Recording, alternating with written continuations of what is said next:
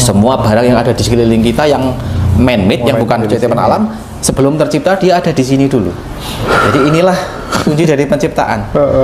Maka berhati-hatilah dengan pikiranmu, karena itu bisa terwujud loh. Pikiran itu mencipta ya. Iya. Tapi harus hati-hati, Mas. Iya. Bener nggak dengan yang ingin diciptakan itu? Betul. Saya ingin menciptakan, menciptakan uang 1 miliar bulan depan. Tenang, hati-hati loh. Kalau itu terwujud gimana? Siap, yakin, kuat dengan 1 miliar. Karena sebenarnya bisa jadi 1 miliar itu adalah buah dari mujo rasa ning karep. Iya, rasa ning karep bukan kareping rasa. Kareping rasa 200 juta sakake wis pas. Ada saatnya nanti menikah menjadi 1 M. Iya. Takutnya nanti ketika 1 M terwujud kita jadi sombong, jadi malah malas bekerja, jadi membeli barang yang tidak perlu, jadi melakukan hal yang nggak pas gitu loh. Iya.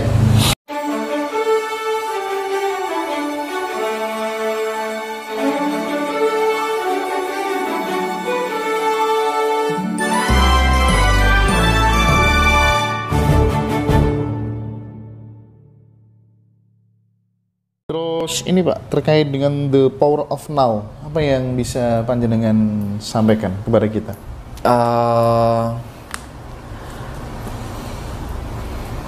Itu kunci dari apa ya? Kalau ini opini Mas ya, ini kunci dari pencerahan sih sebenarnya kalau menurut saya. Dengan be here, dengan hadirlah di sini sekarang. Istilah dari fokus itu adalah giving undivided attention to anything to anyone, memberikan perhatian lebih kepada seseorang atau sesuatu saat ini, itulah fokus. Jadi the power of now itu bagi saya terjemahkan sebisa mungkin kita hidup. Kalau saya ada di sini tapi pikiran saya di sana, saya tidak hidup. Intinya di fokus berarti ya? Iya. Saya di sini sekarang. Iya. Oke. Jadi itu kan sama halnya dengan esensi orang meditasi itu seperti itu juga. Iya. Jadi meditasi, kalau orang Jawa bilang topo ngerame, ya itulah the power of now. Enggak ngelamun gitu ya. Iya. Topo ngerame ya itu topo. Sama mulai baru bisa merangkai insight-insight yang saya dapat di beberapa tempat. Sama itu tadi cara kerja atau sifat dari pikiran. Mungkin banyak yang tidak sadar bahwa hidupnya telah dijajah, dikuasai oleh pikirannya. Yeah. Sehingga dia selalu berada di belakang dan di depan. Selalu memikirkan masa lalu yang membawa kerinduan dan penyesalan, atau terbawa ke masa depan yang membawa harapan dan kekhawatiran. Padahal dua-duanya hanya bisa difikirkan di satu masa saat ini, ya kan? Kita hanya bisa memikirkan masa lalu dan masa depan sekarang kan? Kenapa enggak kita memikirkan sekarang untuk sekarang? Memikirkan sekarang untuk sekarang. Iya. Ya, ini sebelum tercipta dia ada di sini dong. Iya. Ada di pikiran penciptanya kan? Dia sudah membayangkan, saya pengen bikin botol kemasan air mineral yang berbeda dari pasaran. Saya mau bikin yang segi 8, yang oktagon, yang warnanya pink, ukurannya begini. Ada di mind dulu, baru dia masuk ke desain, baru nanti ke uji coba, baru produk.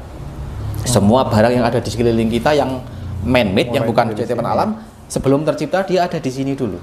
Jadi inilah kunci dari penciptaan. Maka berhati-hatilah dengan pikiranmu, karena itu bisa terwujud loh. Pikiran itu mencipta ya. Iya. Tapi harus hati-hati Mas. Iya. Bener nggak dengan yang ingin diciptakan itu? Betul. Saya ingin menciptakan uang 1 miliar bulan depan.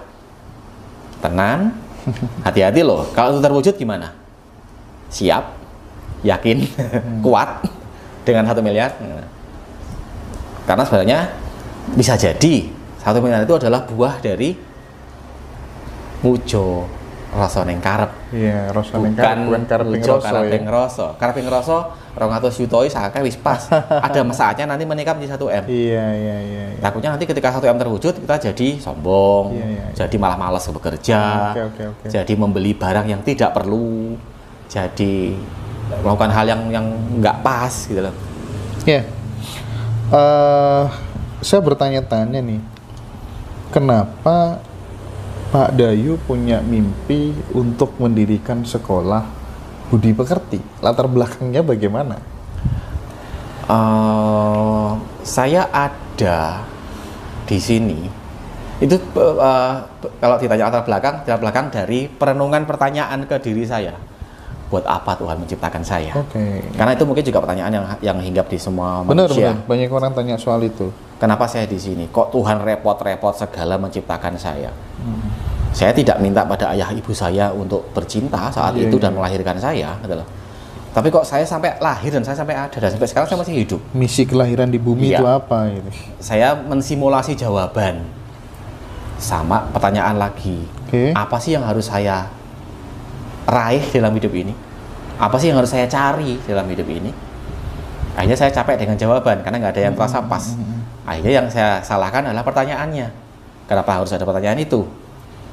Nah, akhirnya saya membuat kesimpulan yang saya pegang sampai sekarang, bahwa saya diciptakan, bahwa saya ada adalah untuk menjadi manfaat, untuk menciptakan manfaat, untuk menjadi manfaat, untuk bermanfaat buat apapun, buat siapapun selain diri saya sendiri. Jadi saya tidak pantas, saya tidak punya hak untuk melakukan sesuatu untuk diri saya. Terus manfaat buat saya, tugasnya tugasnya manusia-manusia lain untuk menciptakan manfaat yang dapat saya nikmati. Tapi kalau tugas saya menciptakan manfaat buat apapun, siapapun selain diri saya. Jadi itu terkait dengan saya selepas keluar dari penjara, selepas saya bunuh diri tidak mati, akhirnya saya pakai apa tuh bunuh dirinya kok nggak mati? Oh, gampang, lompat tebing. Akhirnya saya bertanya, peran dalam hidup itu ginaris, diciptakan oleh Tuhan, digaris ditentukan oleh Tuhan, bahwa kamu nanti akan begini, kamu akan begini, atau boleh saya minta, atau boleh saya pilih sendiri peran itu. Saya tidak mencari jawabannya, tapi saya menentukan jawabannya sendiri, bahwa peran itu bisa saya ciptakan.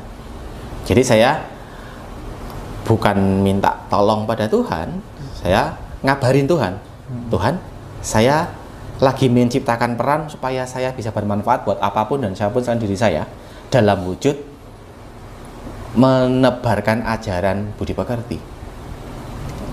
Ketemunya formula yang paling pas adalah sekolah. Jadi, ayo, bismillah, berjalanlah bersamaku. Saya punya, karena I know kamu sangat mengasihi aku, jadi aku ingin buat ini, kamu pasti akan mendukung. Kalau saya meyakininya, kalau saya meragukannya, kamu juga pasti akan ikut meragukannya, toh. Betul. Jadi berangkat dari situ, dari ingin menciptakan, ingin menjadi manfaat aja. Kalau alasan yang muluk-muluk adalah saya sudah banyak belajar sejarah, menghafal sejarah, sekarang pengen ganti, menciptakan sejarah. Oke, keren. Ya.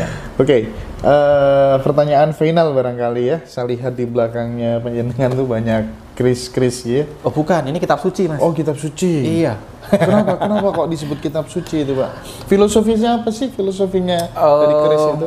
Secara singkat bisa saya sampaikan, tahu nggak kalau keris itu semantik atau asal-usul katanya, saya nggak tahu benar atau salah. Ada salah satu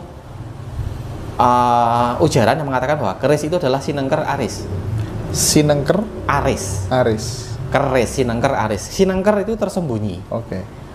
Aris itu kebajikan. Kebajikan yang tersembunyi. Iya. Jadi ini adalah ajaran budi pekerti yang disembunyikan di dalam wujud keris. Tidak ditulis di kitab kertas atau kulit kayu atau kulit binatang yang itu bisa rusak. Bisa kebakar, bisa lapuk, bisa hancur. Tapi kalau di logam, mungkin bisa berumur ribuan tahun, Mas. Jadi, saya memaknai, mungkin teman-teman lain boleh memaknai dengan cara berbeda. Saya memaknai bahwa keris itu adalah sinengker, aris yang sinengker. Kebajikan hidup, budi pekerti yang tersimpan di dalam wujud keris. Mau contoh? Saya mungkin lebih enak memberi contoh mungkin ya. Saya acak ambil inilah. Ini ada keris lurus dengan anatomi atau rincian, kerisnya lurus, ininya polos, ini ada apa cekung di sini. Nah, semua keris dengan ciri-ciri seperti ini adalah keris dengan dapur brojol. Kemudian di tengah ada warna putih. Ini adalah pamor. Yang putih ini. Ya bentuknya garis, hanya lurus dari bawah sampai atas. Pamor ini bernama pamor sodo sakler atau sodo lanang. Jadi identifikasi keris ini adalah keris brojol dengan pamor sodo lanang atau sodo sakler. Ketika saya ditanya, ini maknanya apa? Filosofinya apa? Ini kata-kata brojol itu kan berarti terwujud kan? Wis brojol, bayi brojol, anak lahir. Gegayuhane brojol, cita-citanya sudah terwujud. Jadi ini saya memaknai ini adalah wujud simbol dari doa untuk mewujudkan apapun yang sedang digayuh, apapun yang sedang dicita-citakan. Kemudian ini pamor sodo lanang, sodo sakler. Saya memaknai ini adalah keteguhan hati, ini adalah keyakinan yang tidak mudah goyah sebagai kunci dari daya cipta tadi yang saya ceritakan tadi. Jadi Mas mungkin ingat cerita legenda terjadinya rawa pening. Baru kelinting yang menancapkan lidi di tanah yang kemudian diejek oleh orang sekampung, pokok lidi nggak kuat nyabut gitu. Dia mencabut lidi itu karena dia dipaksa harus keluar dari kampung itu karena dia sakit kulit yang bernanah, yang bau, dan orang terganggu, dia diusir. Dia akhirnya mau keluar asal ada yang berani atau bisa mencabut lidi ini. Nggak ada yang bisa akhirnya tuh, hanya baru lidi sendiri yang bisa mencabutnya, dan dari titik itu keluar air kan, memancar sehingga menggenangi seluruh kampung dan menenggelamkan semua orang. Sebenarnya lidi ini kan wujud, ini keinginanku, ini keyakinanku. Tidak ada satupun orang yang bisa mencabut keinginanku dan menggoyahkan keyakinanku menjadi ragu. Keren. Aku sendiri yang bisa membuatnya batal. Aku sendiri yang bisa meruntuhkan keyakinanku dengan mudah. Bahkan dengan tangan kiri, dengan kelingking saya bisa. Tapi orang lain mau pendekar, jawara, Pak Lurah di kampung yang paling sakti, mungkin nggak kuat mencabut ini. Oh, itu mana filosofisnya ya. Nah, ini dari keris ini saya bisa bercerita 1 jam tentang makna keris ini. Nah, ini juga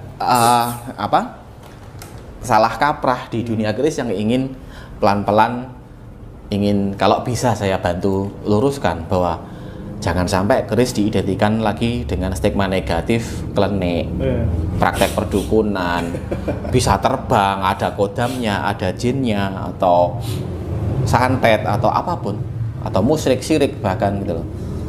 Ini mahakarya agung yang simbol dari sebuah doa, dari sebuah harapan yang luar biasa kerennya.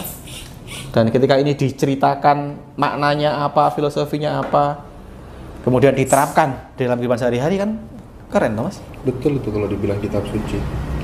Itu baru 1 loh Mas. Iya. Belum kok ini satu persatu. Besok barangkali deh kalau saya mampir ke sini lagi. Siap. Kalau bosan jangan bosan ya Pak Dayu. Enggak Mas, kalau pas ada waktu dan sama-sama free, ini saya seneng ngobrol kayak gini. Apa ya? Pokoknya tadi saya harus bener-bener mampir ke Pak Dayu nih. Soalnya kapan hari saya janji, saya nggak bisa tepatin dan orangnya masih tetap welcome. Wah, ini orang keren ini. Mampir lah saya hari ini. Saya yang terima kasih ketika Ngaji Roso berkenan suatu saat untuk bareng-bareng kita belajar membedah keris. Siap. Kita saya mewakili teman-teman perkerisan akan sangat berterima kasih untuk membantu menyebarluaskan supaya tidak ada salah kaprah lagi tentang keris yang dipandang dari sudut pandang yang kurang pas. Seperti tadi disampaikan Pak Dayu ya. Oke lah. Pak Dayu, terima kasih banyak atas sama-sama Mas, terima kasih teman-teman ya. Mudah-mudahan sehat selalu. Sampai jumpa di lain waktu ya. Rahayu. Didn't even get to cross.